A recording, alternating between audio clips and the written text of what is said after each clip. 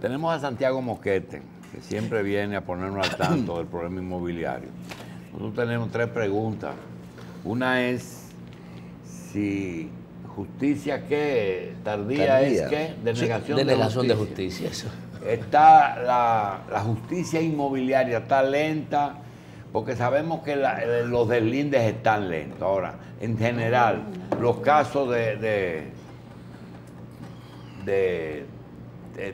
litigio pendiente, en el caso, ¿cómo va eso? Mira, tú no puedes sustraer a la justicia de la naturaleza del país. Y es duro decirlo, porque yo soy dominicano de pura cepa, ¿no? Sí. Este es un país profundamente corrupto y no podemos pretender tener una justicia impoluta. Y sobre todo con lo laxo que es la supervisión de los jueces que tiene la Suprema Corte de Justicia. En términos generales, se han agilizado, por ejemplo, los procesos de deslinde y esos procesos, pero también se han encarecido. Y hay dependencias del tribunal que por razones políticas no funcionan. Por ejemplo, el abogado del Estado. Lo que está pasando, el que tiene un invasor en este momento en el abogado del Estado es tortuoso. Porque hay órdenes del Palacio de no dar desalojo. Entonces eso hace que los invasores cojan una fuerza inusitada. Estamos en elecciones, eso se ocurre en elecciones. Aquí estamos siempre en elecciones, no crea que...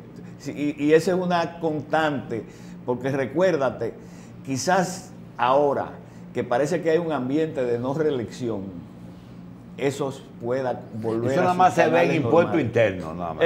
En impuesto interno es que se ve. Bueno, en impuesto interno parece que ser lo único que funciona bien. Ya entendí, pero son muchos temas y no quiero irnos por otro lado. Santiago, en el caso de la famosa inversión extranjera tiene problemas.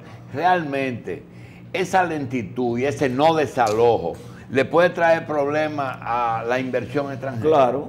Mira, en el pasado, sobre todo con la crisis española, aquí fluyó una cantidad enorme de inversión española. Y siempre yo he dicho aquí que los proyectos, los que sean, tienen una base, que es la tierra. Hay un espacio vital hasta para los proyectos amorosos. Usted necesita una cama y un pedacito, un cuarto donde meterse. Sí, pero en inversión, tú dices que vino mucha inversión española. Pero mira lo que pasa. Escúchame, ¿dónde se aposenta esa inversión española? Mira lo en tierras solares, para pero proyectos. mira un ejemplo de eso. El Banco Central liquida un banco. Dentro de las cuentas de los activos de ese banco aparece un hotel a medio palo, que no se termina. Tiene 50 años, va a tener... Ya ha quebrado 3 bancos. Porque el que está frente a sí, ese ha quebrado pasó 3 bancos. por 2 bancos ya. Lo ejecutó el Banco Central, se lo vendió a un español y el dueño original coge y demanda hasta lo mamando. Es decir, todo el que aparece que ha pasado por ese hotel. ¿En qué termina esa cosa? Eso es Eso es parte de lo que yo digo, la corrupción de la justicia, que no se ha podido... Y eso no se acepta, eso no se debe aceptar. O sea, eso es inadmisible, porque si eso está ejecutado, es inadmisible. Yo soy un ejemplo vivo. Aquí en este programa se debatió punto por punto lo que me pasó en Asua, de una combinación de unos abogados bandidos, unos invasores, un problema y unos jueces. Ese problema fue un juez con Diana Vilche y tú. Pero un juez. Eso ya tiene 20 años, no te olvidado. Yo resolví el problema, pero lo que te quiero decir, óyeme, me llevaron a la quiebra. Entonces, y era yo, que fue conmigo que tuvieron que fajar. Imagínate un pobre extranjero que pero viene. hay otro tema. Sí. Hay otro tema. El tema de esa inversión extranjera. Vinieron y compraron ese hotel para terminarlo. Un español, con cuarto. No solamente ese hotel, muchísimo. No, pero ese fue el que yo vi el acto de Aguacil. Sí. Demandaron al Banco Central, demandaron al que compró, a todo el mundo. Esa inadmisibilidad. Hombre, no, pero ese no es el problema. El asunto de esa insolencia, ese no era el director de OISOE, que se le suicidó uno en la No, el hermano. Bueno, el pero hermano, mismo, sí, el hermano. Pero el problema no es ese. El problema es un abogado cualquiera, y en este país hay 40.000 más que en Francia, la mayoría no sirve para nada porque se han hecho en escuelitas de noche que no saben ni lo que es el derecho. Hace una acción, pero compra un juez que se la valida, porque ese es el problema. En ese caso, hay un juez que puso una hipoteca judicial. O sea, los inmuebles de ese español que se fue y está tratando de venderlo todo, están hipotecados. Le embargaron todo. O sea, hay una hipoteca judicial que se va a caer, pero se coge 2 años en tumbarla. Esas son las cosas que la Suprema debe estar vigilando para ir limpiando el sistema judicial. Y lo que pasó ayer, ¿tú te acuerdas de los 3 brazos? Sí. Que es el proyecto más bonito de titulación. ¿Tú sabes lo que nos enteramos? La petición principal que están haciendo no es que están poniendo una espiga en medio de una calle, es que toda la gente que vive en los 3 brazos, que él pase el metro, quiere que le compren la azotea. Sí. Porque que le impide hacer un segundo piso. No solamente eso, sino, y tienen que techar las letrinas porque lo ven que le pintaron los techos, le pintaron los techos. No, hay cosas absurdas. El problema es que ellos no son dueños. No hay que comprarle el techo porque no son dueños. Tienen que ser dueños primero. Y creo que ese proyecto el gobierno lo frustró. Cuando el gobierno lo que debió fue asociarse a ese proyecto. Porque ese proyecto fue un ejemplo de metodología que debió seguirse. Y yo lo dije aquí muchas veces, cuando comenzó el programa de titulación del gobierno, se fueron por una metodología equivocada. Tuvieron 4 años aprendiendo. Ahora es que están comenzando a hacer. ¿Y por qué el Banco de Reserva no aceptó el decreto de Hipólito y no comenzó a financiar el titulamiento? Porque en ese momento no consiguieron un comprador. Y un banco no es un desarrollador de ese tipo de proyectos. Ahora quizá con la ley de fideicomiso, y fue un buen ejemplo porque el banco se involucró en ese proyecto, pero se espantó. Producto del decreto, ahora el Banco de Reserva no quiere hacer fideicomiso en tierras ocupadas. Yo tengo 10 casos que quisiera llevarse. Sí, pero también he visto que hay mucho falta de incentivo. Hay gente que yo veía que me hablaba hace 2 años de proyecto y ahora desistieron de ellos. ¿Por qué? Bueno, mira, a pesar de que el país en esas cosas no está tan mal, la crisis política continua que vivimos y las situaciones crean inseguridades al que va a invertir. Ese caso de los 3 brazos va a repercutir en los próximos 20 años en inversionistas que quieran meterse en eso. Porque es complejo, es difícil y además tú pones un dinero en un fondo inseguro. ¿Y cómo un propietario de 50 metros cuadrados para poner una banca tiene que pagar al deslinde más dinero que lo que vale el terreno? Bueno, ese es otro problema. Y ahora los desalojos. Antes tú hacías un desalojo con un alguacil, los notarios lograron que en su ley se estableciera que ellos son los que dirigen los desalojos. Ahora el notario te encarece un desalojo al doble de lo que vale. Porque hacían mucho desalojo en el aire. Pues pero eso era un problema de reglamentarlo. ¿Entiendes? Ahora tú tienes que usar el alguacil. El notario lleva un alguacil, pero el desalojo te sale por el doble, porque es un profesional más caro y además están más agremiados, ¿no? Entonces, todo eso son cosas que hay que comenzar a verla con ojos de piedad, como se dice, a fin de volver a un sistema de propiedad más seguro. Los problemas inmobiliarios aquí no se han resuelto, ninguno. Ninguno. Sí, se ha resuelto. Aquí la única cosa que es una solución es ir donde Bisonó, que es el único que le da facilidad a uno. No, se ha resuelto mucho, y la ley 10805 ha puesto muchas cosas en su sitio. Ahora, el hombre, que es el actor principal en todo esto, nosotros tenemos que hacer una reingeniería del dominicano, tenemos que tener un dominicano con más valores, con más honestidad, y ese es el problema. Ese mismo hombre deshonesto que anda en la calle buscándole, es que es juez o le toca una función pública. No es verdad que tú ahora vas a sembrar una moralidad pública, la gente pican por su maíz. Bueno, mira, ¿qué va a pasar Y este es un tema que me interesa verlo con José Israel, que conoce mucho de eso. ¿Qué va a pasar con la inversión china? Se está hablando de una gran inversión china. Que no es préstamo, ¿eh? No, inversión. Que no es préstamo, es inversión. Entonces los chinos van a venir a comprar tierra, se van a meter en todo. Con esa inseguridad jurídica. China está viviendo el capitalismo brutal que vivieron los ingleses en el siglo XVIII, ¿sí o no? Pero un capitalismo de Estado, sin democracia, donde le parten la psiquitrilla a cualquiera que quiera hacer huelga, oponerse. ¿Tú entiendes? ¿Qué va a pasar con...? En esa China de hoy se ha hecho mucha fortuna repentina. Y la están permitiendo. Y que son elementos de corrupción. Exactamente. Solo China pudo hacer... ¿Por qué hay dos corrupciones? Hay una que es buena y otra que es mala. No, porque hay partido de Dios y partido de Dios. Sí. Solo China pudo sentarse Deng Xiaoping con su staff, hacer un plan maestro para 100 años y decir, no podemos seguir con este crecimiento poblacional. Un solo muchacho.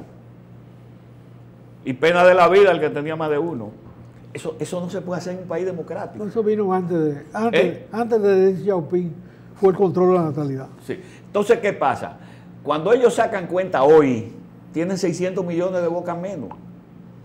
Y eso ha posibilitado su progreso, porque antes el crecimiento poblacional se comía ese progreso. Entonces, los chinos van a venir, pero en la medida en que los dominicanos no les respondan con la seguridad que necesitan, van a traer sus chinos a manejar la fábrica, a manejar los proyectos. Lo veremos. Ellos vienen cargados de chinos, además ellos tienen una avanzada ya aquí, de varios miles. Bueno. Esos que están haciendo comercio por ahí en la Duarte, tú no sabes si son de Taiwán o de Pekín. Ahí puede haber de los dos. No, hay de los dos. Entonces, de cara al futuro. En la era de Trujillo hubo un combate entre un club chino y otro club chino. Ahí en la Duarte. En la Duarte. El casino y el club. Uno era de Taiwán y otro era de Pekín. Sí. Al final de la era de Trujillo. Eso está en los periódicos. Eso es lo bueno de José Israel, que es frente a López Molina. Era una memoria histórica. Sí, entonces ¿qué pasa? ¿Fue con Kung Fu o con espada? No, y ahí estaban chinos que uno conocía, que estaban en las universidades. Pero sobre esto, pero yo disiento de la última parte. Esos chinos de ahí de la Duarte, de la Benito, eso es China de continental. Porque esa gente tiene financia. Mira, ¿tú sabes lo que están haciendo? Que se pusieron a analizar los comerciantes de la Duarte. Que esa gente son empleados del gobierno chino. Porque una casa que paga $2,000, ellos están dando 12,000. Entonces, eso tiene que estar subsidiado por el gobierno. En España lo sacaron, se cogieron calles enteras y lo sacaron. Es muy posible. Ahora, de cara a eso, nosotros tenemos que pensar en reformar todo el sistema de propiedad y darle más seguridad a esas inversiones. Porque la inversión supone progreso. Y necesitamos progresar, necesitamos ponernos a tono con el mundo. El mundo está cambiando aceleradamente. Inclusive hay un cambio de época. ¿Tú viste la película de Berlanga que se llama Bienvenido Mr. Marshall? No. Una película que hicieron en España en pleno franquismo. Dentro del plan Marshall, del cual España no recibió un centavo. Sí, pero se hablaba... Porque España no participó en la guerra, no le tocaba. Se hablaba, no, más bien fue resultado de la presencia fascista en España, en la guerra civil. Claro. Bueno, se hablaba de que el plan Marshall iba a resolver todos los problemas de Europa, y en realidad resolvió muchos, pero no en España. Pero los pueblos estaban esperando al señor Marshall. Y hace una mueca, pero altamente risible, sobre las esperanzas de cada pueblo en la proximidad del señor Marshall, que terminaba en una explosión de aire. Bueno, pues eso va a pasar aquí con los chinos. Ya hay reserva, los chinos vienen con los chinos. Sí, yo pienso eso. Ellos van a construir un metro, un metro y medio, 2 kilómetros, van a construir muchas cosas. Doctor, desde el punto de vista legal, todo lo que está denunciando Chago, ¿qué es político y qué le toca a la justicia resolver de todo ese? Porque cuando tú lo oyes, tú te abrumas de tantos problemas. Darle su parte. Aquí lo que se ha democratizado la vagabundería. Anoche estaba leyendo un volumen grandísimo del embajador soviético en Miansky, el embajador soviético en Inglaterra durante la Segunda Guerra Mundial. Y en una conversación con el último jefe de Estado español de la República, que estaba refugiado en Londres, él le dice, los problemas de América Latina son terribles,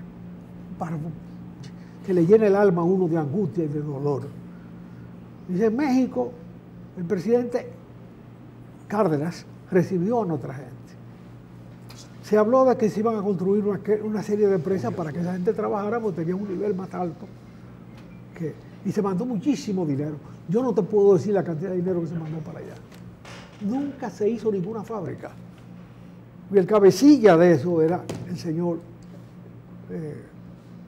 Cárdenas, uno de los santos varones de la democracia americana. Era un hombre santificado por la revolución. Segundo párrafo, en la República Dominicana hubo que darle 5 millones de francos suizos al jefe del Estado, Trujillo. 5 millones de francos suizos en el año 39. Eso es un dineral.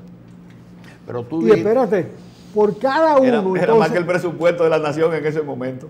Por cada uno de los refugiados había que darle 1.500 francos suizos al embajador en Francia, que era Porfirio Rubirosa.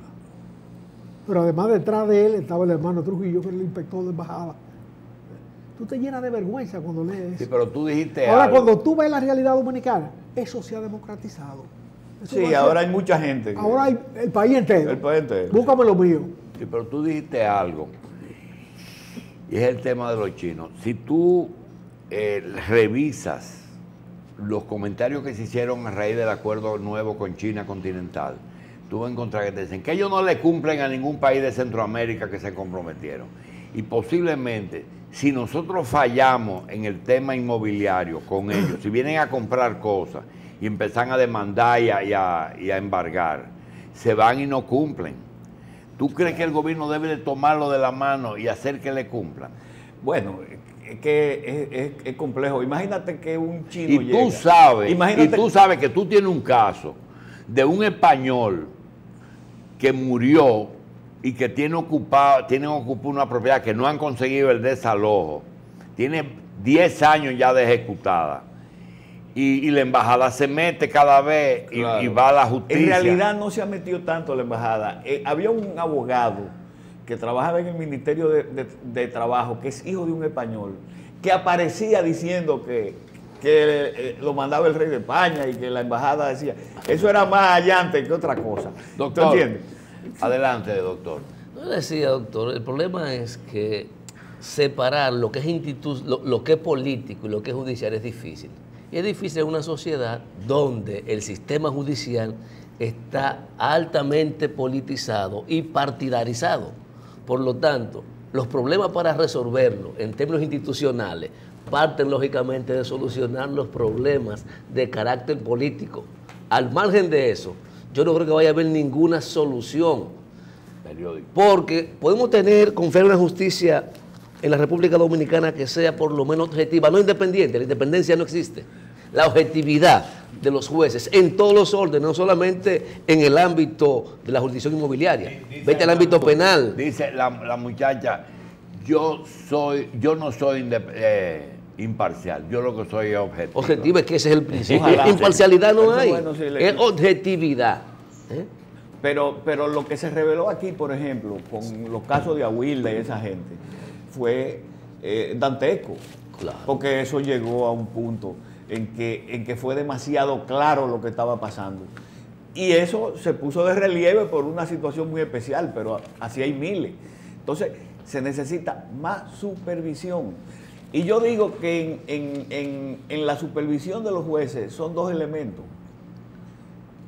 Cualitativamente, revisando las sentencias, y cuantitativamente, el trabajo. Pero ¿quién supervisa? Porque había supervisión, tú lo sabes. El supervisor estaba metido en la cola. Que me hagan un departamento de inspección 10 veces más grande. Entonces, Thiago, ¿quiere añadir algo? Bueno, es simple y sencillamente dando el alerta de que vamos a tener una baja en inversión, sobre todo de Europa, porque esa inseguridad tiene muy inquieto. ¿Quiere decir algo? Y gente que tenía 10 años, 15 años aquí, está retirándose y liquidando lo que tenían por esos casos como ese de ese hotel que acabamos de mencionar. Bien. Santiago Mosquete, gracias por estar aquí. Vamos a ver a continuación a Julio Suero Marrancini Aguatero.